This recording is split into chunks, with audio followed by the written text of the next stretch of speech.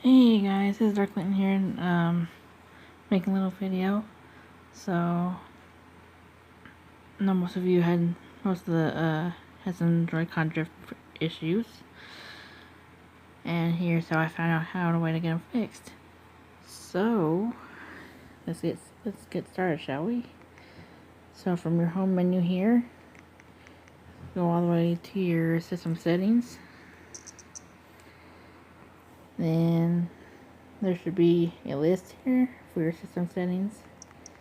Scroll all the way down to controllers and sensors. Come here. You scroll down here.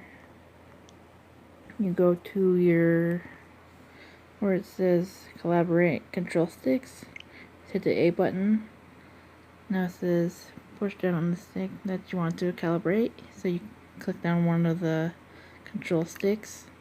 Since my green one was kind of having some issues.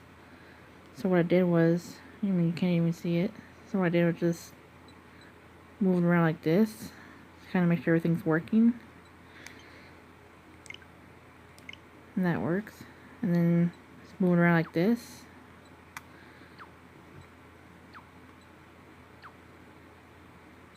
And just move your little stick in circles like that.